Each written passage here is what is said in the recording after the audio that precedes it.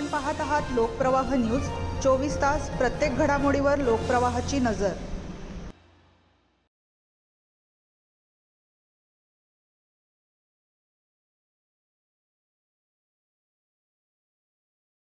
अनैतिक संबंधात अडथळा ठरणाऱ्या पतीचा पत्नीने प्रियकराच्या मदतीने खून करून मृतदेह कसारा घाटातील घनदाट जंगलात फेकून दिल्याचा धक्कादायक प्रकार नाशिकमध्ये उघडकीस आला आहे।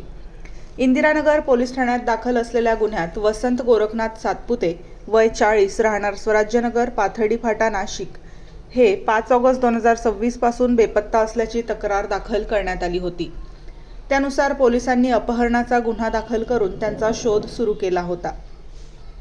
या प्रकरणाचा समांतर तपास गुन्हे शाखा युनिट 1 कडूनही करण्यात येत होता।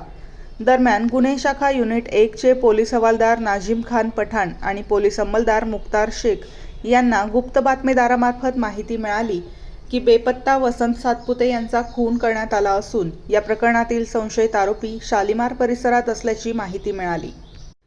ही माहिती वरिष्ठ पोलीस निरीक्षक डॉक्टर अंचल मुदगल यांना देण्यात आली। त्यांच्या मार्गदर्शनाखाली पोलिसांनी तातडीने कारवाई करत संशयितांचा शोध सुरू केला।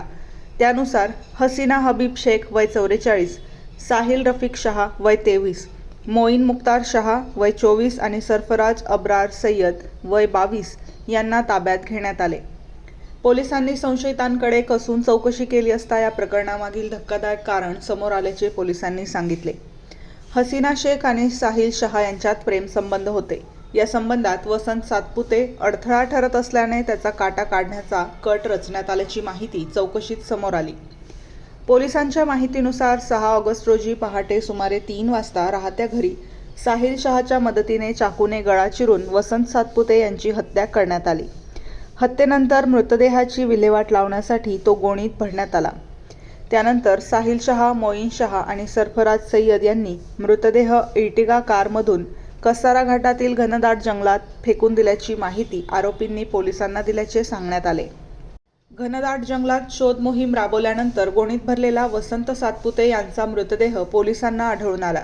मृतदेह पुढील कायदेशीर कार्यवाहीसाठी इंदिरानगर पोलिसांच्या ताब्यात देण्यात आला आहे।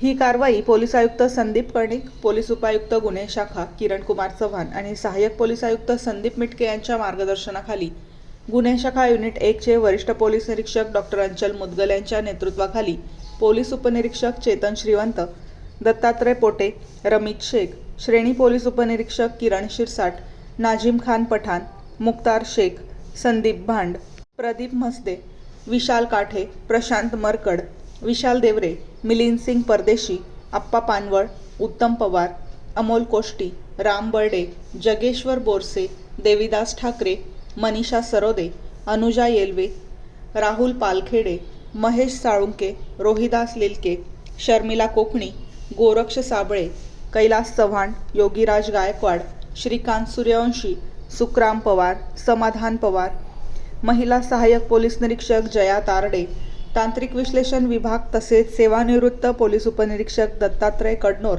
यांनी कारवाईत सहभाग घेतला। या प्रकरणाचा पुढील तपास इंदिरानगर पोलीस ठाण्याचे पोलीस उपनिरीक्षक युवराज शिरसाट करत आहेत।